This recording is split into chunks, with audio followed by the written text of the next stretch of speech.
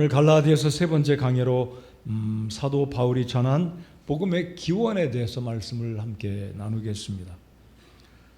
로마서를 보게 되면 바울 사도는 주후 1세기 중반을 넘어가던 시기, 그러니까 서기 57년경에 복음에 대해서 이 로마의 세계 최대 도시였던 당시 로마 이탈리아의 수도에 있는 성도들에게 복음에 대해서 이렇게 선포하고 있습니다. 너무나 유명한 구절이죠. 그러므로 내 안에 있는 분량대로 나는 또한 로마에 있는 너희에게 복음을 선포할 준비가 되어 있노라. 내가 그리스도의 복음을 부끄러워하지 아니하노니 이는 그 복음이 믿는 모든 자를 구원에 이르게 하는 하나님의 권능이기 때문이라. 먼저는 유대인에게요 또한 그리스인에게로다 라고 간증하였습니다. 여러분, 복음은 오늘 이 시대 21세기를 살아가는 이 시대에도 여전히 사람들을 구원하고 인생들을 바꾸어 놓는 하나님의 능력, 하나님의 권능이라고 믿습니다. 여러분, 당시의 로마는 그 당시 경제, 문화, 철학, 정치, 학문 등 세계 인류에 가장 앞서가는 유행과 흐름이 주도하는 도시였습니다.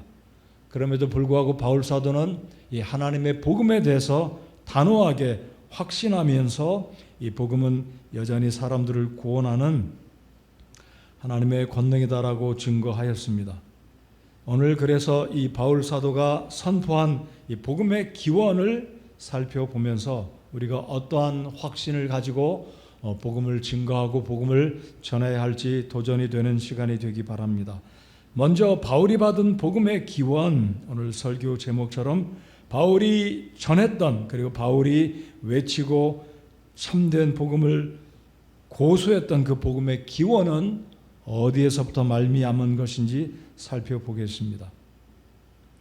여러분들 맛있는 맛집을 찾아가서 식당을 찾아가면 많은 식당들 가운데는 무슨 원조, 오리진이라는 또는 오리지널이라는 자신의 식당의 음식을 자부하면서 우리가 원조다라고 말하지 않습니까? 바울은 하나님께서 주신 그 복음이, 자신이 증거하는 그 복음이야말로 참된 복음이고 마치 원조라는 말을 표현한다면 바울로부터 말미암아 증거됐던 그 복음이 성경적인 복음, 참된 복음의 원조다라는 것을 오늘 본문의 말씀을 통해서 우리가 느낄 수가 있다라고 생각이 됩니다. 그 이유는 1장 1절로 다시 돌아가서 오늘 11절과 1절을 비교해 보겠습니다. 1장 1절을 제가 읽어드리겠습니다. 사람들에게서 나지도 아니하고 사람으로 말미암지도 아니하며 오직 예수 그리스도와 죽은 자들로부터 그분을 살리신 하나님 아버지로 말미암아 사도가 된 바울은, 바울이 유대주의자들을 위해서 그들을 향해서 부득이하게 자신의 사도의 기원은 부모로부터, 혈통으로부터, 가문으로부터 물려받은 것이 아니라 하나님과 예수 그리스도께서 직접 부름을 소명하신 사도의 기원을 언급합니다. 자, 이제 오늘 11절, 12절을 한 장 넘겨서 한번 보시겠습니다. 이제 바울이 자신이 증거하는 이 복음의 기원을 이렇게 이야기합니다. 11절, 그러나 형제들아 내가 너희에게 확실히 알리노니 내가 선포한 복음은 사람을 따라 나지 아니하였느니라. 12절, 나는 그것을 사람에게서 받지도 아니하고 배우지도 아니하였으며 다만 그것은 예수 그리스도의 계시로 말미암았느니라 라고 강력하게, 단호하게, 확실히 증거하고 있습니다. 자, 그래서 오늘 살펴볼 바울로부터 말미암았던, 그리고 바울이 증거했던 이 복음의 내용, 복음이 무엇인지 다시 한번 살펴보기 원합니다. 자, 이 11절, 12절 이 구문, 이 문장이 쓰여진 성격을 잘 보면 not A but B, A가 아니고 B다 라고 바울 사도가 강조합니다. 즉 내가 증거하는 복음이 참된 복음이고 유대주의자들이 할례를 강조하고 율법의 규례들을 준수해야지만 그 구원을 받는다라고 말한 그 복음은 지난번 6절부터 저희들 9절까지 살펴보았듯이 참된 복음이 아니다라고 저희들 지난주에 배웠습니다. 그래서 오늘 11절, 12절 바울로부터 말미암는 이 복음이 참된 복음이다. 자, 그렇다면 부정적인 측면에서 바울이 말하는 바울로부터 말미암은 이 복음의 기원은 무엇이 아니다. 그리고 무엇이 참된 복음이다. 라고 바울이 설명합니다.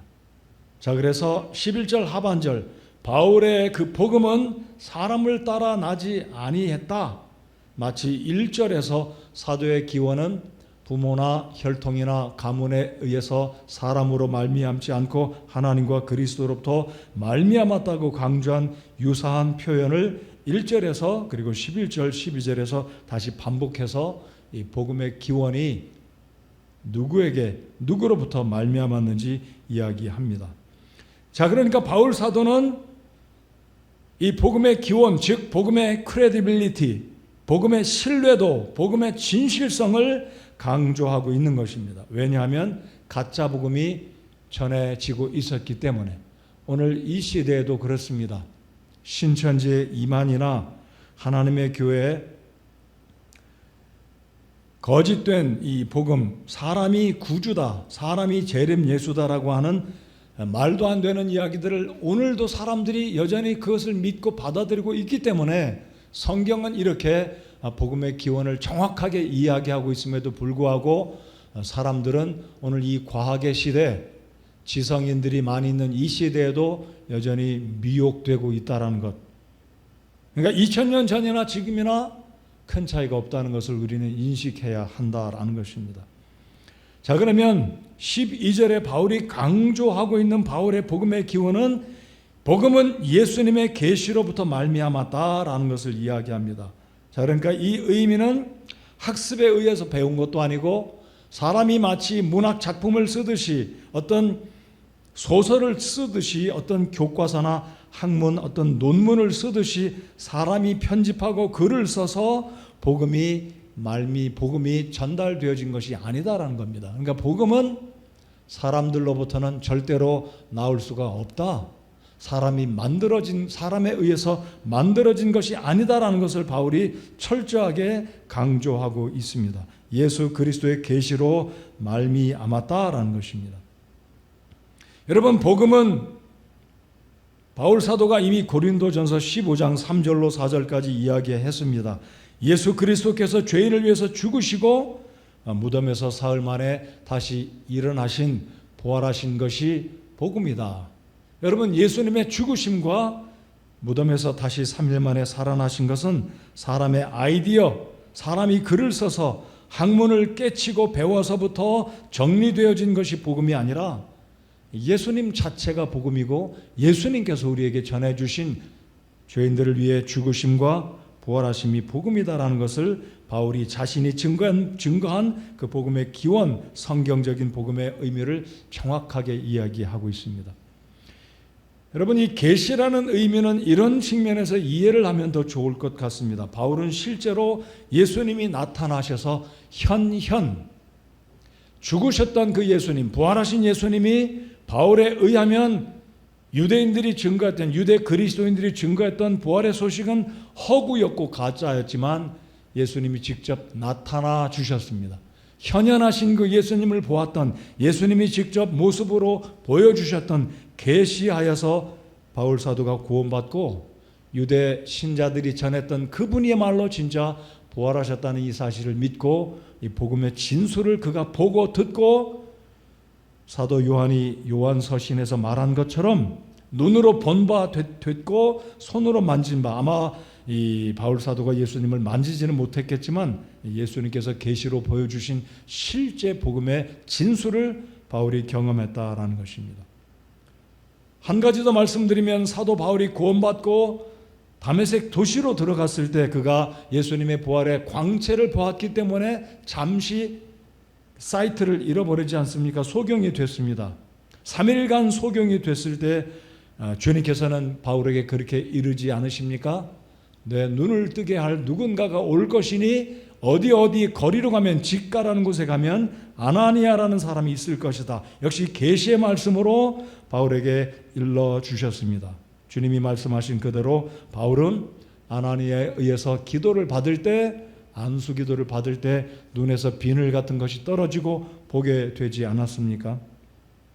자, 그렇다면 바울은 지금 바울로부터 말미암은 이 복음의 기원은 하나는 부정적으로 사람에게서 받은 것이 아니고 배운 것이 아니고 학습해서 얻어진 것이 복음이 아니다.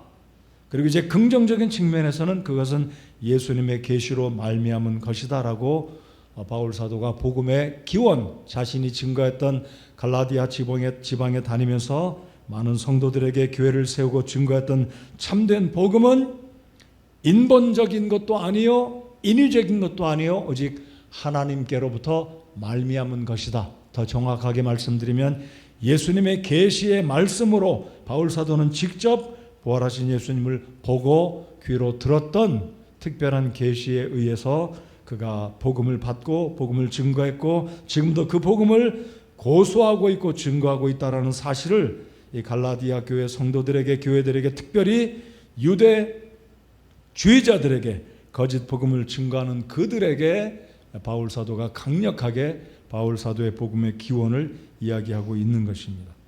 자, 우리 13절 한번 보시겠습니다.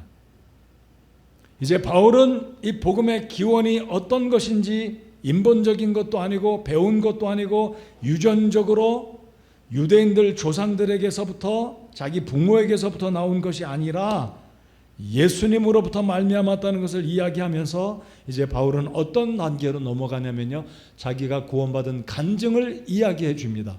자기가 받은 간증이 어떤 내용으로 구원받아서 자신의 인생이 180도 확실하게 바뀌어졌는지 이제는 그 복음의 능력을 자신의 간증을 통해서 이 갈라디아 교회 성도들에게 특별히 유대 율법주의자들에게 어필하고 있습니다.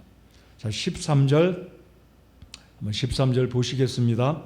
과거에, 그러니까 이 바울 사도가 구원받기 이전에 어떤 삶을 살았었는지, 복음을 알지 못했을 때, 복음을 믿기 전에 율법을 준행해야 구원받을 줄 알았던 그 당시의 상황을 이야기합니다.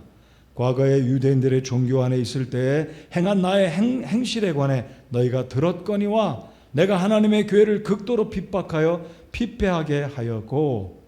자, 바울은 그러니까 사도행전 이제 7장에 스데반을 죽이는데 앞장서서 증인이 되지 않습니까? 그리고 8장에 그리스도인들을 잡아 죽이려고 감옥에 가두려고 대제사장의 사인이 있는 이 뭐라 그럴까요? 죄인들을 잡아들이는 이런 특별한 이 서류를 들고 다마스커스로 올라가다가 이제 드디어 주님을 만나게 되는데 자신의 그 구원 간증을 이 갈라디아에서 간략하게 하고 있습니다. 이 의미는 매우 중요한 이 복음의 역사, 복음의 능력이 어떤 것인지 자신이 경험한 바를 간증으로 지금 들려주고 있는 것입니다.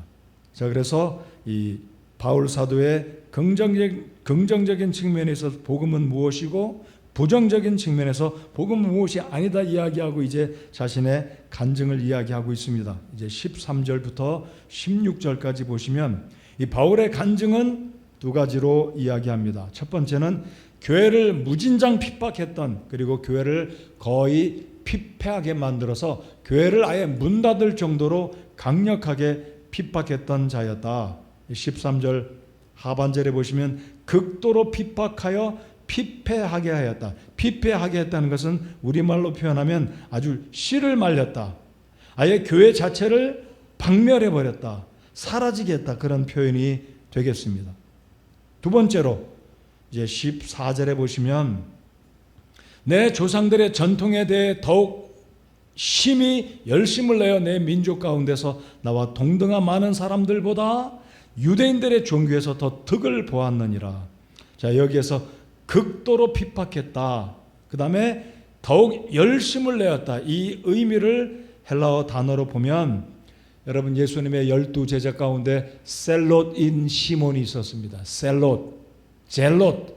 이 헬라어 단어는 열심을 내는, 조금 더 강조를 하면 극단적인 열심을 내는, 극성을 피울 정도로 유대 율법을 준수하고 당시에 유대 그리스도인들이 예수님의 부활을 증거하자 저 사람들 허황된, 우리 유대인들이 우리 민족이 결코 믿어서는 안 될 거짓된 소문을 퍼뜨리는구나 라고 확신하면서 그리스도인들을 향해서 정말 강력한 핍박을 베풀었던 열광자, 유대교 열광자였다라는 것입니다.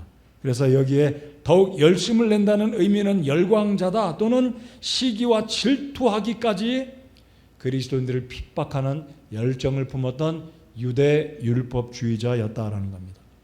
자, 바울이 이런 자신의 간증을 하고 있는 것은 그런데 그토록 바울 자신이 바리새인 중에 바리새인이요 8일 만에 할례를 받고 베냐민의 지파요 베냐민의 후손이요 왕손이었던 이 바울 자신이 어떻게 구원을 받게 되었는가? 그것은 율법을 준수해서가 아니라 바로 생명의 복음 예수님을 믿었기에 자신의 삶이 180도 확 바뀌었다라는 것을 지금 간증하고 있는 것입니다.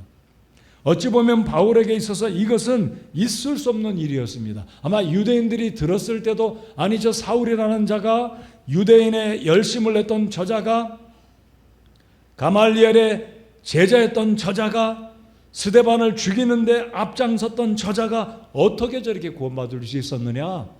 모든 유대인들에게 회자가 될 정도로 소문에 소문을 잇고 모든 유대인들의 커뮤니티, 모든 유대인들 공동체에 전달이 될 정도로 그 당시에 이 바울 또는 사울은 호외의 뉴스였습니다. 어떻게 저 사람이 구원받을 수 있느냐? 근데 그것은 현실이었고 사실이었습니다. 자, 그러니까 바울이 자신의 간증을 들려줬던 것은 그만큼 이 복음이 즉 예수 그리스도가 바울 사도를 180도 바꿔놓았다라는 것입니다. 저와 여러분은 어떻습니까? 구원받고 우리의 삶이 180도 바뀌었는지요? 90도가 바뀌어도 대단한데 제 자신을 보면 아직도 안 바뀌어진 모습이 너무 많아서 하나님 앞에 부끄럽기 짝이 없습니다. 바울은 그랬습니다. 전적으로 바뀌었습니다.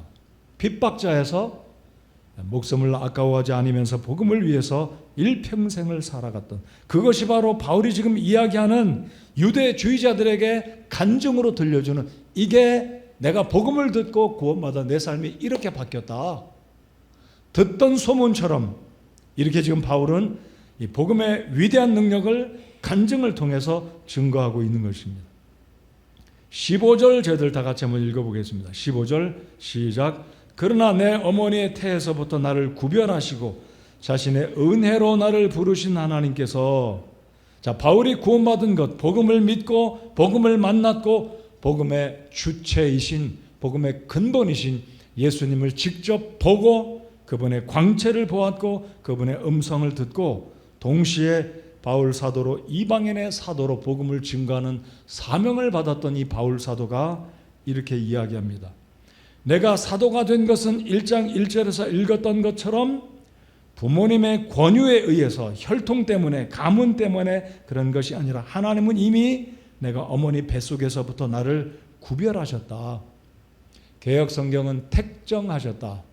어찌 보면 구별이나 택정 어떤 단어가 더 강력한 표현인지 아마 택정이라는 표현이 더 강력할 수 있겠습니다. 아예 바울 사도는 어머니 뱃속에 있을 때부터 하나님께서 그를 이방인에게 복음을 증거하는 사도로 이미 구별하시고 하나님께서 선택해 주셨고 때가 되었을 때 예수 그리스도께서 그에게 현현하셔서 그에게 나타나셔서 복음으로 그가 구원받게 되었다라는 것입니다. 자 이제 바울 사도가 구원받은 것을 간증으로 이야기하면서 동시에 바울의 인생관 바울의 인생 가운데 그의 주체가 누구인지 바뀌어졌음을 볼 수가 있습니다. 여러분 바울이 구원받기 전에는 나는 나의 민족은 내가 이런 사람이다. 즉 자기 자신 1인칭 단수로 살았던 사람이지만 이제 바울은 구원받고 나니까 그의 입술에서 나의 이게 아니라 하나님으로 바뀌어졌다라는 것을 그의 간증을 통해서 볼 수가 있습니다. 자, 15절 한번 눈으로 보시기 바랍니다. 내라는 me 또는 my, mine 이런 단어 1인칭 단수가 얼마나 자주 언급되고 있는지 눈으로 한번 보시기 바랍니다. 15절 내 어머니의 태부터 나를 구별하시고 나를 부르신 하나님께서 16절 내 안에 계시하사 내가 그리고 내가 즉시 혈육과 의논하지 아니하였고 이렇게 이야기합니다. 자, 그런데 15절 하반절에 보면 나를 부르신 하나님께서 그의 인생의 주체가 이제는 자기 자신 1인칭 단수가 아니라 하나님으로 바뀌어져 있는 모습, 그의 인생의 목적도, 그의 존재 이유도, 그가 해야 될 인생의 사명도 하나님의 복음, 예수 그리스도의 복음으로 바뀌어져 있는 것이 이 본문에 있는 바울의 간증이다라는 것입니다. 저와 여러분의 인생의 주체는 누구입니까? 아니면 무엇입니까? 제가 이번 주일날 돈에 대해서 설교를 하는데요, 저와 여러분의 인생의 주체는 무엇이고 우리를 움직이는 동력, 동기는 누구이며 무엇입니까? 우리 모두는 돈이 필요한 사람들입니다. 그럼에도 불구하고 우리 인생의 목적과 목표와 우리 인생의 동기는 다른 어떤 것이 아니라 우리를 구원하시고 하나님의 자녀 삼아주시고 우리 인생의 진정한 주가 되시는 하나님께로 우리의 생각들이, 우리 인생의 목표와 목적이 바뀌어져야 할 줄 믿습니다. 자, 그래서 바울이 회심한 이후로 나는, 나의 이런 인생관에서, 이런 철학에서 바울이 드디어 나를 부르신, 자신의 은혜로 나를 부르신 하나님께서라고 인생의 의미와 목적과 목표가 분명히 정리되어 있는 모습을 발견할 수 있습니다. 그래서 바울은 태어나기 전부터 어머니 뱃속부터 하나님께서 그를 복음을 증거하는 사도로 하나님께서 구별하셨다. 이 의미를 생각해 보면서 사실 구약 성경에도 보면 하나님의 주권적인 이 역사들이 특별한 몇몇 인물들에게 나타난 모습을 봅니다. 예를 들면 쌍둥이 형제 야곱에게 하나님께서 그의 어머니 리브가에게 이르시기를 작은 자가 형 에서를 제치고 그가 주가 될 것이다. 하나님의 주권적인 예언이었습니다. 또한 동시에 하나님께서 예레미야 선지자 또한 하나님께서 그를 대언자로 사용하시기 위해서 하나님께서 예레미야도 택정하셨다라고 구약 성경에 말씀하고 있습니다. 이 바울 사도에게 특별한 역사다라고 믿습니다. 그렇다고 해서 저와 여러분이 구원받을 때 이 바울 사도처럼 하나님께서 또는 예수님께서 직접 현현해서 나타나 보여주시고 너 왜 나를 그렇게 믿지 않느냐, 내가 부활한 예수 그리스도니라, 이런 과정을 통해서 오늘날 우리가 구원받지 않는다라는 것, 이런 경우는 매우 드물다라는 사실입니다. 오늘날 우리가 구원받는 것은 기록되어진 복음 자체, 이 말씀을 통해 성령 하나님께서 우리의 마음을 비춰주시고 조명해 주실 때 회개하고 예수님을 나의 주님으로 믿을 때 구원받는다고 믿습니다. 바울은 특별한 케이스였다라는 것, 이 주님께서 나타나셔서 계시해 주시고 직접 보여주시고 말씀으로 언급하시고 그가 어머니 뱃속에 있을 때부터 사도로 구별하셨다. 매우 특별한 경우다라는 것을 인식하시기 바랍니다. 그러므로 우리 주변에 누군가가 구원받을 때 천사를 보고 예수님을 보고 하얀 옷을 입은 턱수염이 긴 인자한 어떤 분을 보고 이분이 바로 예수님인데 내가 이분을 보았기에 하나님이 나를 주의 자녀로 삼아 주셨다, 이렇게 믿는 것은 매우 위험하다라고 생각이 됩니다. 그래서 오늘 이 시대에 우리가 구원받는 것은 바울이 말하고 있는 성경이 말하는 참된 복음을 통해서 구원받아야 된다라고 믿습니다. 그렇기 때문에 우리가 증거하는 복음은 예수 그리스도의 죄인을 향한 죽으심과 부활하심이다라는 이 고린도전서 15장 참된 성경적인 복음을 우리가 증거해야 되겠습니다. 자, 그러면 이제 바울이 오늘 본문을 통해서 구원받고 난 이후에, 바울이 회심한 이후에 어떤 결정을 하였고 그가 어떤 일들을 이루었는지 한번 살펴보겠습니다. 16절 하반절부터 24절까지가 되겠습니다. 여러분, 바울이 어떻게 구원받았는지 유대주의자들에게, 갈라디아 교회 성도들에게, 갈라디아 교회들에게 자신의 구원 간증은 복음으로 자신의 삶이 바뀌어졌다, 하나님의 특별하신 주권으로 사도가 되었다라는 사실을 이야기하면서 이제 바울이 구원받은 이후에 어떻게 하나님께서 그를 이방인의 사도로 부르셨는지를 준비하고 어떻게 그 일을 위해서 삶을 드렸는지 이제 16절부터 24절까지 보시겠습니다. 자, 16절을 보시면 자신의 이름을 아들을 내 안에 계시하사 하나님께서 예수 그리스도를 보내셔서 계시해 주었다. 그래서 예수님을 바라보고 그가 구원받았다라는 사실을 이야기하지 않습니까? 그리고 그가 구원받은 이후에 뭐라고 이야기합니까? 사람들과 의논하지 않고 혈육과 의논하지 않고 아라비아로 가서 특별한 시간을 보낸 또 다른 그의 간증, 사도로 부름받은 이후에 사명자로 소명을 받은 이후에 그가 구원받은 이후에 어디에 가서 무엇을 했는지 이야기합니다. 저희들 여기 17절 같이 한번 읽어보겠습니다. 17절 읽겠습니다. 시작. 예루살렘으로 나보다 먼저 사도가 된 자들에게 올라가지도 아니하였으며 오직 아라비아로 들어갔다가 다시 다마스쿠스로 돌아갔노라. 자, 그러니까 바울 사도가 구원받은 것은 다메섹 도상입니다. 어느 지점인지 모르지만 다메섹에 살던 그리스도인들을 붙잡으려고 공문을 가지고 가다가 영장을 가지고 가다가 예수 그리스도의 계시로 말미암아 그가 구원받습니다. 그런데 그가 구원받고 난 후에 간 곳은 예루살렘이 아니다. 사도들을 만나러 가지 않았다 이야기하고 아라비아로 갔다라고 이야기합니다. 이 문제는 이 아라비아가 어디에 있는 아라비아냐 이거죠. 여러분 지도를 보시면 지금 이스라엘의 북쪽에 지금도 시리아에 가면 다마스쿠스라는 지명이 지금도 있습니다. 도시가 여전히 있어요. 근데 여기서 말하는 이 시리아의 이 다마스쿠스인지 다마스쿠스 동남쪽에 있는 아라비아인지 아니면 잠깐 4장으로 넘어가 보겠습니다. 저는 개인적으로 4장 25절에 있는 아라비아로 갔을 것이다라고 생각합니다. 제 생각이 맞는 것은 아니지만 제 개인적인 믿음이니까 자, 이건 굉장히 중요한 것은 아니지만 4장 25절 같이 읽겠습니다. 시작. 이 하갈은 아라비아에 있는 시내 산이요 지금 있는 예루살렘에 해당하는 곳으로 자기 아이들과 더불어 속박 중에 있느니라.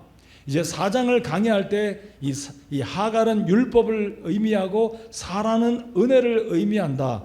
이 이스마엘과 이 이삭은 율법과 은혜를 의미한다는 것에 대해서 다시 4장을 살펴볼 때 말씀을 드리겠지만은요. 지금 아라비아에 있는 시내산이요. 그러니까 지금 새로운 의견은 새로운 이 학문적으로 또 지리적으로 발견된 것은 이 시내산은 시내 페넨슐라 시내산 반도에 있는 시내산이 아니라 아라비아에 있는 즉 사우디 아라비아에 있는 라우즈산이 시내산이다라고 학자들이 제안하잖아요. 그래서 저는 개인적으로 바울 사도가 구원받고 다마스커스를 떠나서 멀리 동남쪽으로 아주 멀리 이 사우디 아라비아에 있는 시내산 호렙산에 왔을 것이다라고 저는 개인적으로 그렇게 믿습니다. 아무튼 학자들은 지금 바울 사도가 회심한 이후에 아라비아로 갔다고 그랬는데 이 아라비아는 다마스커스 동남쪽 가까운 동남쪽에도 아라비아가 있고요. 더 멀리 이 시내산 반도 우측에 아카바만을 홍해를 건너 우측에 있는 아라비아가 있다고 학자들이 이야기하는데 저는 개인적으로 4장에 있는 말씀을 근거할 때 바울 사도가 거기에 있는 아라비아를 언급했기에 동일한 이름이지만 저는 개인적으로 그렇게 믿습니다. 아무튼 이것은 그렇게 중요한 것은 아닙니다. 더 중요한 것은 바울이 왜 구원받고 예루살렘에 올라가지 않았을까? 자, 올라간다는 표현은 예루살렘의 해발 다마스커스보다 더 높기 때문에 올라간다라고 한 표현입니다. 예? 기억해 주시고 자 그러면 이 바울 사도가 다시 1장으로 돌아오시면 18절입니다. 그 뒤 3년이 지나서 자 3년 만에 바울이 예루살렘에 올라갑니다. 자 바울의 생애 가운데 예루살렘을 방문한 것은 5번이었습니다.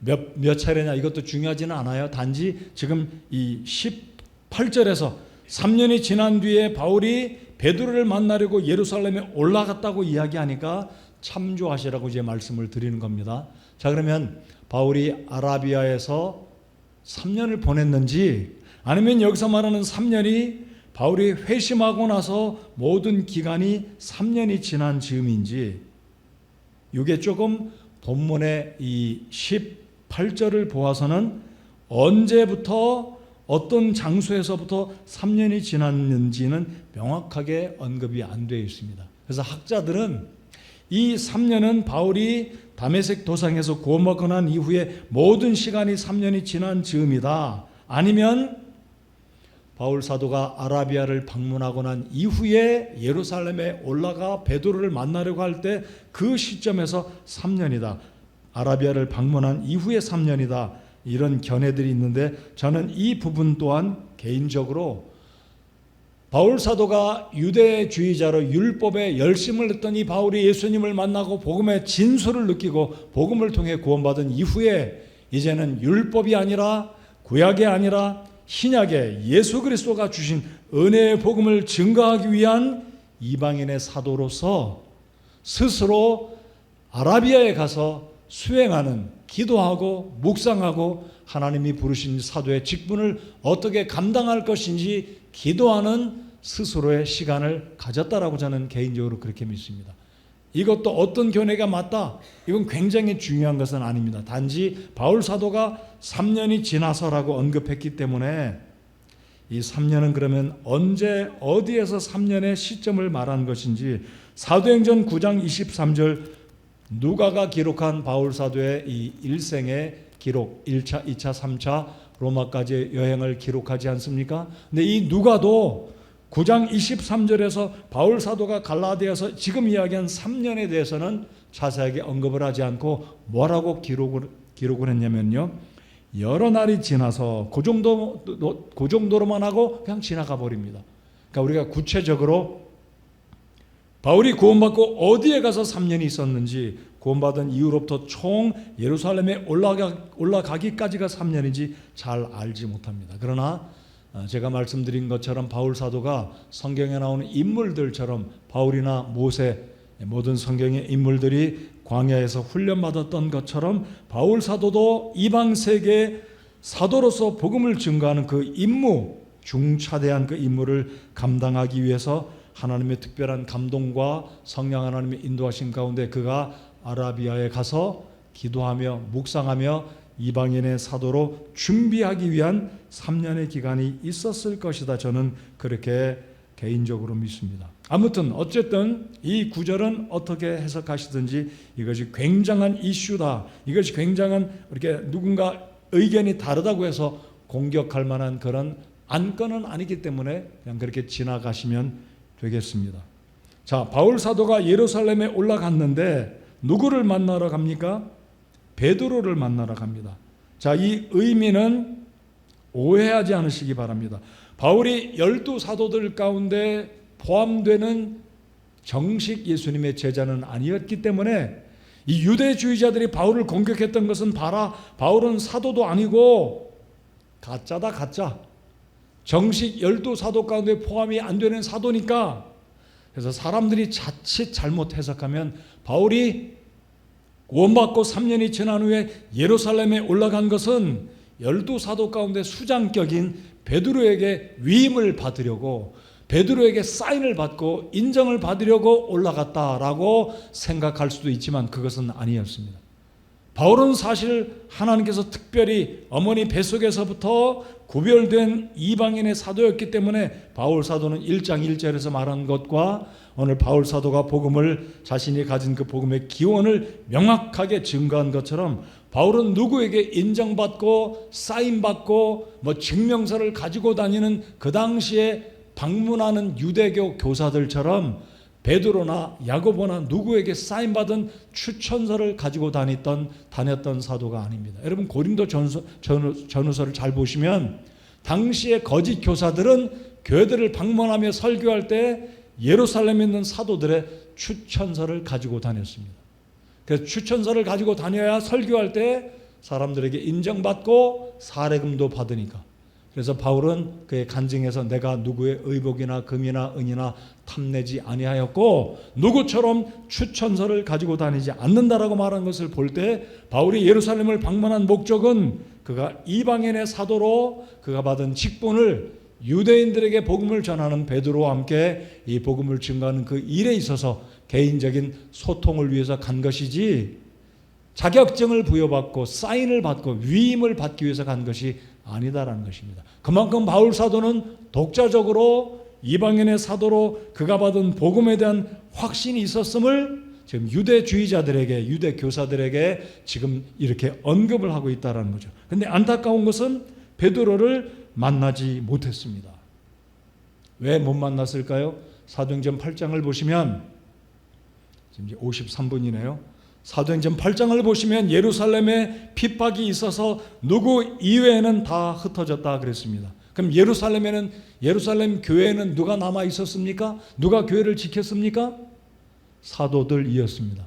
근데 베드로가 주후 35년, 36년경에 예루살렘을 방문했습니다. 서기 35년, 36년경에 예수님이 승천하신 것은 주후 33년이잖아요. 그러니까 예수님의 승천 사건 이후에 약 2년, 3년이 지날 즈음에 바울 사도가 구원받고 3년이 지나고 예루살렘에 올라갔더니 베드로를 못 만난 겁니다.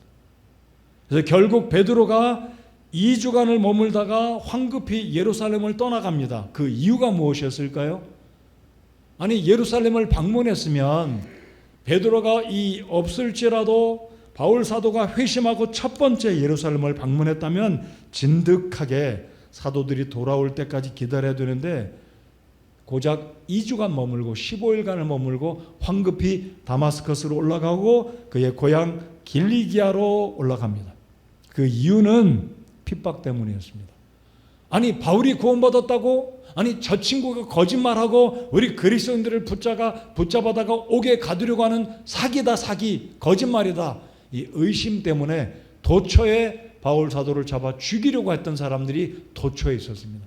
여러분 다마스커스에서도 바울이 구원받았을 때 다마스커스의 왕은 바울을 죽이려고 잡으려고 할 때 황급히 바울이 광주리를 타고 2층 3층에서 내려와서 도망가지 않습니까? 그 길로 아라비아로 가지 않습니까? 근데 예루살렘에 오니까 이와 같은 역시 상황은 여전히 바뀌지 않았습니다.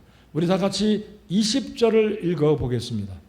20절 시작. 보라 이제 내가 너에게 쓰는 것들은 하나님 앞에서 거짓말이 아니로다. 자, 바울이 왜 자기 자신을 나 지금 거짓말하는 게 아니다라고 말한 이유가 무엇입니까? 첫 번째, 바울 사도의 직분 하나님께로부터 말미암았다. 두 번째, 바울이 증거했던 참된 복음 역시 예수 그리스도의 계시로 말미암은 것이다. 유대주의자들이 말하는 할례를 받아야 구원받는다. 모세 율법을 지켜야 신명기, 민수기, 모세 오경에 있는 토라의 규례들을 지켜야 구원받는다라고 갈라디아 교회 지역에 방문하면서 거짓 복음을 전했던 그들에게 바울이 지금 어필하는 것은 내가 거짓말하는 게 아니다. 진짜다, 진짜. 근데 여전히 바울의 이 회심을 의심하고 바울을 공격했던 강력한 유대주의자들이 있었기에 결국 바울은 예루살렘에서 자신의 신원의 안전을 위해서 결국 예루살렘을 떠나 북쪽으로 다마스커스로 올라가 그곳에 있는 교회 성도들을 만나고 그리고 자신의 고향으로 북쪽으로 올라가 좌측으로 가서 여러분 지난번에 지도에서 보셨던 것처럼 길리기아 다소로 들어갑니다. 자, 2장 1절을 읽고 오늘 말씀을 이제 마쳐 보겠습니다. 2장 1절.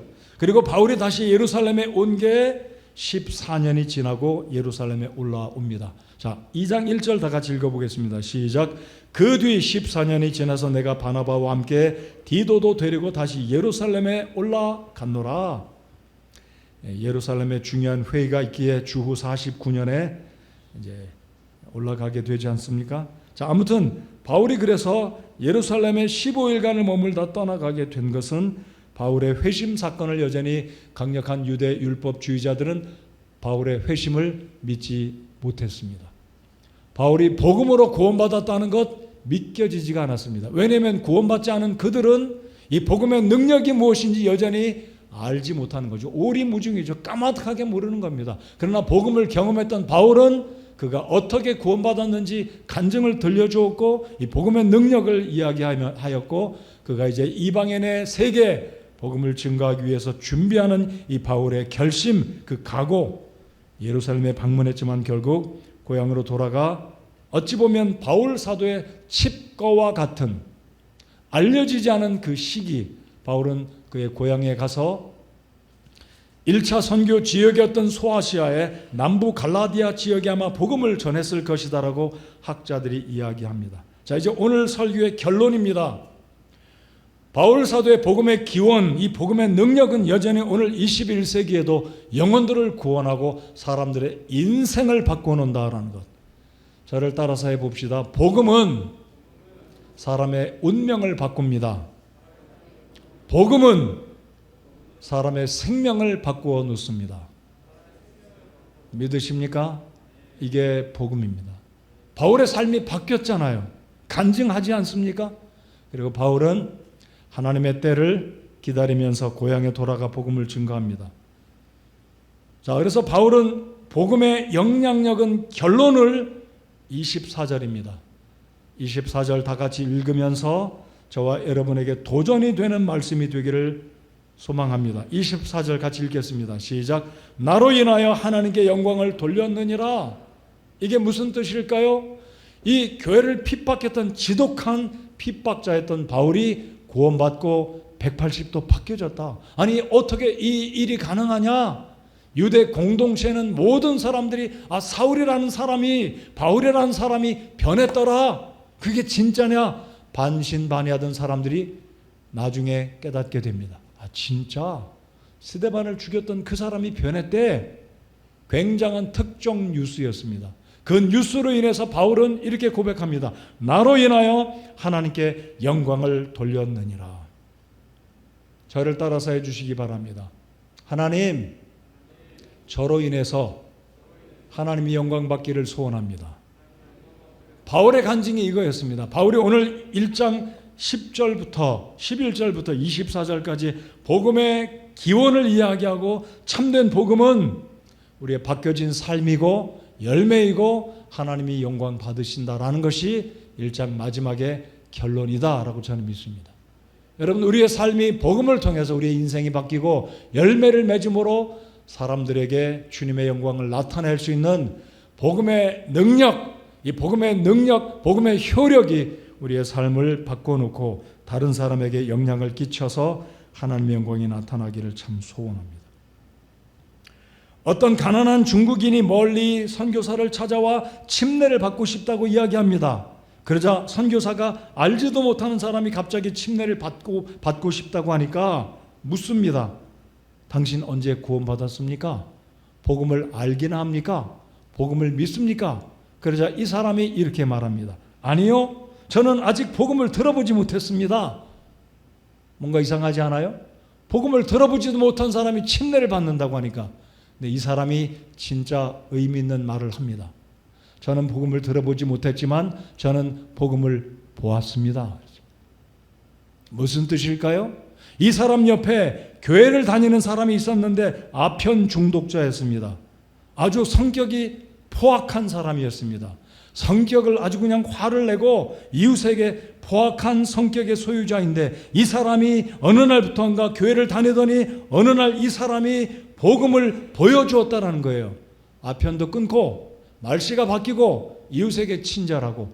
그러자 이 사람이 나도 저 사람처럼 예수님 믿고 복음의 능력대로 살고 싶다 해서 어디서 듣긴 들어가지고 교회 가서 선교사에게 침례를 받아야 그리스도인이 된 줄 알았다는 거예요.